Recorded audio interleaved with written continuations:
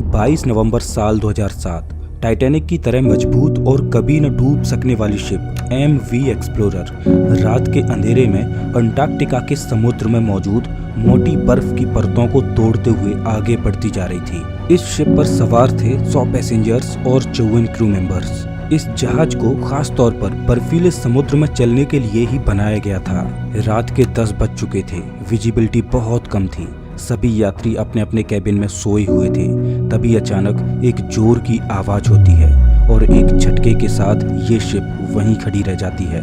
कप्तान को इस शिप की मजबूती पर बहुत ज्यादा भरोसा था और इस तरह के रास्तों पर यह शिप पहले भी सैकड़ों बार गुजर चुकी थी। तो शिप का कैप्टन उस तेज आवाज और जोर से लगने वाले झटके पर ध्यान नहीं देता और आगे बढ़ने लगता है। जहाज का कप्तान इस बात से अनजान था कि शिप के बॉटम में एक बहुत बड़ा छेद हो चुका है, जिसमें से पानी बहुत तेजी से इस जहाज में भरता जा रहा है, जो इस जहाज को डुबोने वाला है। 1960s का ये वो दौर था जब धरती के रिमोट एरियाज जैसे कि अंटार्कटिका इत्यादि में समुद्र के रास्ते जाना इतना आसान नहीं था, क्योंकि समुद्र के रास्ते अगर कोई शिप अंटार्कटिका में जाती तो उसे समुद्र में भारी बर्फ का सामना करना पड़ता। अब जैसा कि आप जानते हो कि साल 1912 में दुनिया का सबसे बड़ा और मजबूत जहाज टाइटैनिक एक बर्फ की चट्टान से टकराकर समुद्र की गोद में समा गया था। तो इससे आप अंदाजा लगा सकते हो कि अंटार्कटिका में समुद्र के रास्ते जाना कितना कठिन था, जहां पग पग पर बर्फीली चट्टानें मौजूद हों। लेकिन कहते हैं कि इंसान अगर कुछ करने की ठान ले तो असंभव कुछ नहीं होता। एक स्वीडिश अमेरिकन बिजनेसमैन एरिक लिंडब्लेड को अंटार्कटिका में एक बिजनेस अपॉर्चुनिटी दिखाई देती है। बहुत से लोग अंटार्कटिका को देखना चाहते थे, तो एरिक ने सोचा कि क्यों ना एक ऐसी शिप बनाई जाए जिसका अंटार्कटिका की मोटी बर्फ भी कुछ न बिगाड़ सके, और जो लोग अंटार्कटिका में घूमना चाहते हैं वो उन्हें अंटार्कटिका में पहुंचाए और मोटी कमाई करे।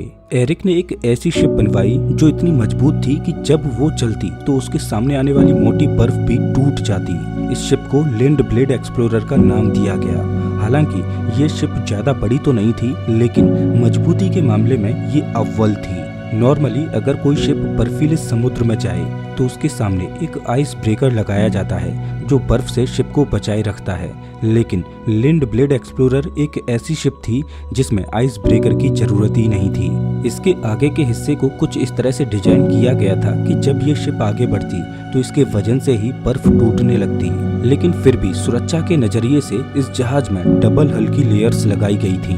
दरअसल शिप के इस बाहरी आवरण को हल बोला जाता है। लिंडब्लेड एक्सप्लोरर में इस हल को मजबूती देने के लिए 2 लेयर्स में बनाया गया था।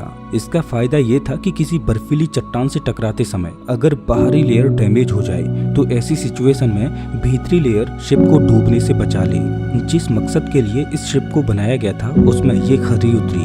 देखते ही देखते ये शिप दुनिया भर में फेमस होती गई। दूर दूर से लोग इस शिप के द्वारा अंटार्कटिका का सफर करने लगे। लोगों का इस जहाज पर विश्वास बढ़ता जा रहा था। लोग ये मानने लगे कि ये शिप समुद्री रास्तों के द्वारा धरती के किसी भी कोने में जा सकती है। ये शिप इतनी भरोसेमंद थी कि इसने कई बार अंटार्कटिका में फंसी दूसरी शिप्स को भी रेस्क्यू किया था। साल दर साल इस जहाज के मालिक बदलते रहे, अलग अलग कंपनियां इसे खरीदती रहीं और इसके नाम को बदलती रहीं, लेकिन इस जहाज ने अपनी परफॉर्मेंस में कोई कमी नहीं छोड़ी। आखिरी बार इस जहाज को साल 2004 में टोरंटो की एक कंपनी कैप एडवेंचर्स ने खरीदा और उसने इसका नाम फिर से बदलकर MV एक्सप्लोरर रख दिया। 11 नवंबर साल 2007 को ये शिप एक बार फिर से अंटार्कटिका के लिए रवाना हुई। ये इसका 19 दिनों का सफर होने वाला था। जो लोग अंटार्कटिका देखने का ख्वाब लेके इस जहाज में जा रहे थे, उन्हें इस बात का कोई अंदाजा नहीं था कि आगे वो किस मुसीबत में फंसने वाले हैं। लेकिन ये सभी लोग अंटार्कटिका जाने के लिए काफी उत्साहित थे।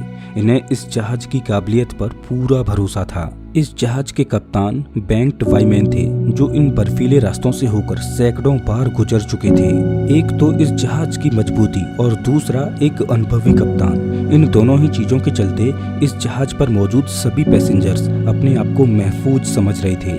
आधे रास्ते तक सब कुछ ठीक चलता है, तभी शिप के कप्तान ने शिप को एक नए रास्ते पर मोड़ दिया, क्योंकि कप्तान को ऐसा लग रहा था कि इस रूट से होकर उन्हें ज्यादा बर्फ का सामना नहीं करना पड़ेगा और वो जल्द ही अपनी मंजिल पर पहुंच जाएंगे। उन्हें क्या पता था कि ये रास्ता उन्हें अपनी मंजिल की ओर नहीं बल्कि एक बड़ी मुसीबत की ओर ले जा रहा है।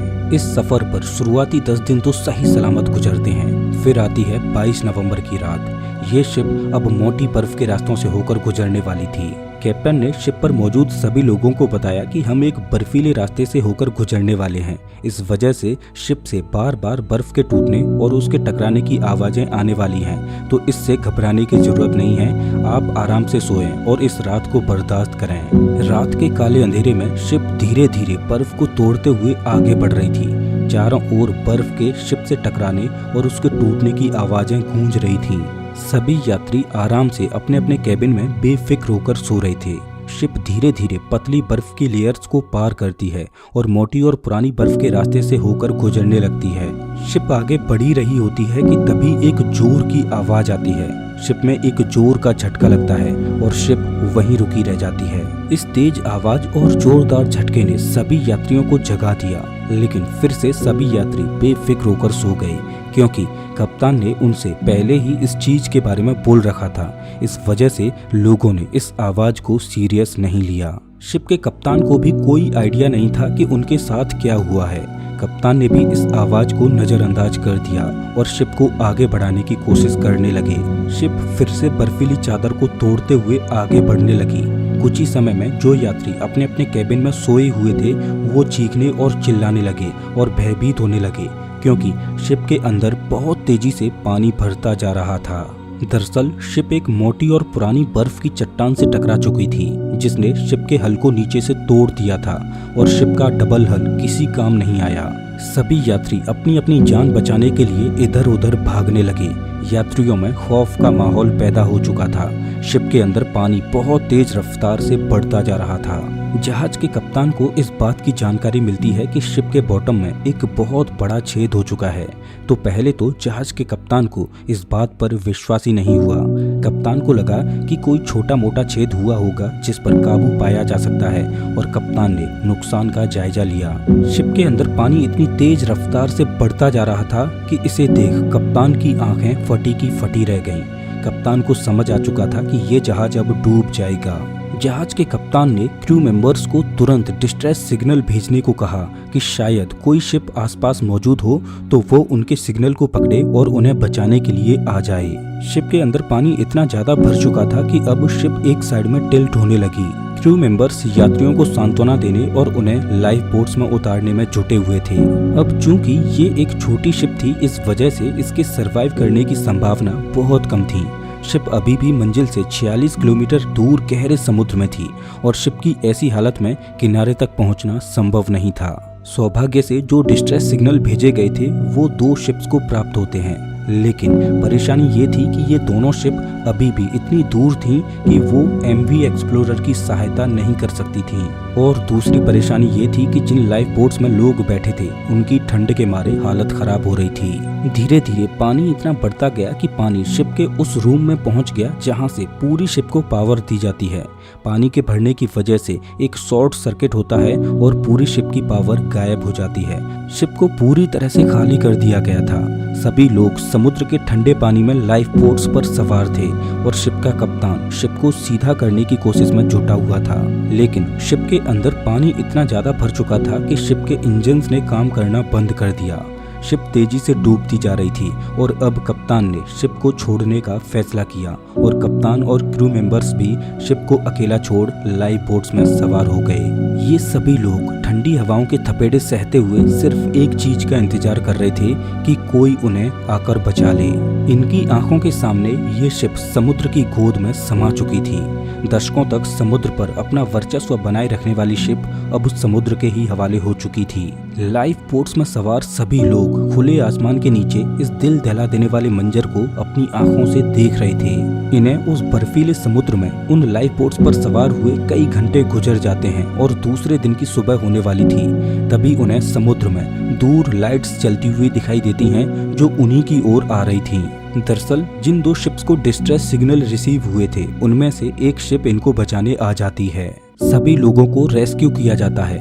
अच्छी खबर ये थी कि सभी लोग इस दुर्घटना में सुरक्षित बच निकले। कप्तान के एक गलत रास्ते पर मुड़ने की वजह से एमवी एक्सप्लोरर समुद्र की गहराई में समा गई और आज भी एमवी एक्सप्लोरर का मलबा पेंगुइन आइलैंड से 25 मील दूर समुद्र की गहराइयों में दफन है। दोस्तों, इसी तरह की बर्फ की एक चट्टान ने अपने समय के दुनिया के सबसे बड़े जहाज टाइटैनिक को भी डुबो दिया था, जिसमें सैकड़ों लोग टाइटैनिक के साथ डूब गए। टाइटैनिक की घटना इतिहास की सबसे दिल दहला देने वाली घटनाओं में से एक थी। टाइटैनिक की उस दर्दनाक घटना को आप स्क्रीन पर दिख रही इस वीडियो में देख सकते हो। मैं आपको वहीं मिलता हूँ।